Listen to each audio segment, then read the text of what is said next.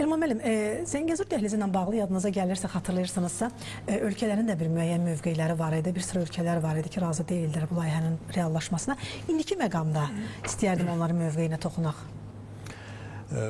Bu məsələ ilə bağlı, məsələn, siz götürün, elə ATƏT Minsk qrupu var idi. 3 həmsərli dövlət var, Birləşmiş Ştatlar, Fransa və Rusiya.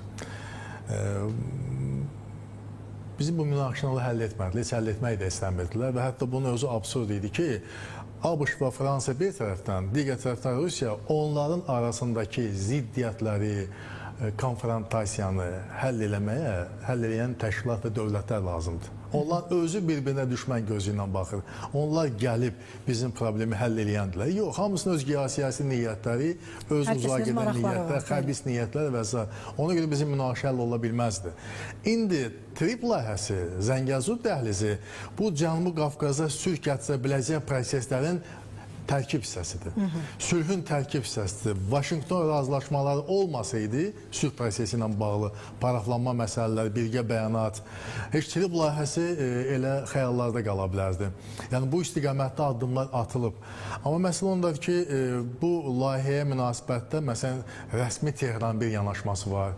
Onlar çox qəribə və anlaşılmaz şəkildə bunu özləri üçün qırmızı xətt hesab edirdilər. Və bu çox yanlış yanaşmadır. Bu heç bir hərbi komponent olmayan bir layihədir. Burada ancaq əməkdaşlıqdan söhbət gedir, iqtisadi inkişafdan söhbət gedir, iqtisadi əlaqələrdən söhbət gedir. Bu layihə müxtəlif dünya dövlətlərinin güc mərkəzlərinin toqquşma yox, kəsişmə nöqtəsini yaradan bir layihədir.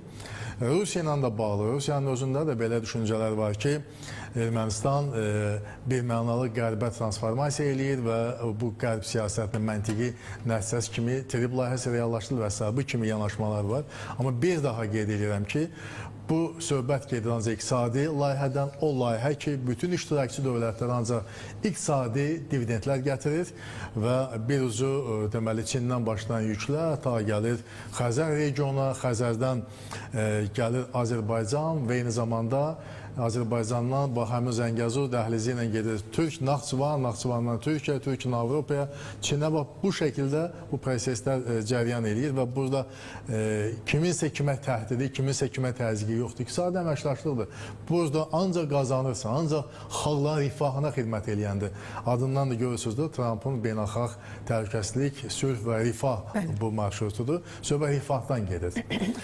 Burada bir daha qeyd edirəm, bunu xüsusi qeyd edirəm. Hər hansı hərbi məsələ, hərbi komponent yoxdur ki, kimsə bundan narahat olsun və Tehran narahat olsun və ya Moskva narahat olsun. Qətiyyən belə bir şey yoxdur və sadəcə onu da qeyd edeyim ki, indiki situasiyadan rəsmi deməli Fransada, Parisdə istəyir ki, bu vəziyyətdən özü üçün maksimum dividendlər götürsün, amma Parisin niyyətləri daha çox çirkli niyyətlərdir. Onun deməli Emmanuel Macron daha çox bu vəziyyətdən özünün siyasi hakimiyyətini möhkəmləndirmək və müəyyən siyasi dividendlər qazanmaq üçün də istifadə etmək istəyir və Fransız ictimai fikrindən gözünə kül üfürür ki, güya o getdi Cənubi Qafqazda bacıları Ermənistanı xilas etdi. Bacıları Ermənistanın qarşısına qaldı, onun təhlükəsini təmin etdi. Yalandır. Gözünün içində kimi yalan danışır. O gücün sahibi idinsə elə 2020-ci ildə bunu edəzdin də. Edəzdin də. Niyə edə bilmədin? 2023-cü ildə edəzdin də. Niyə edə bilmədin? Çünki boş-boş danışır. Cəfəngiyatdır və sonunda onu da qeyd edeyim ki, bu 2024-cü ilin parlament seçkilərində parlamentin 577 deputatından cəmisi 168-i bunun Dirçəliş Partiyası və yaxud da ki, deməli, Birlikdə Respublika uğrunda o koalisiyasına məxsusdur. 168 deputat yeri var. Solların, bunların əleyhtarlarının 182-dir. Əleyhtarları olan Milli Cəbhə Partiyasının bugün parlamentdə, Fransız parlamentində 143 deputatı var. 143. Yəni bu nəyin göstəricisidir? Partiyası da nüfuzdan düşüb, özünün reytingi, deyilən bir neçə bundan qabaq 11%-dən aşağı idi.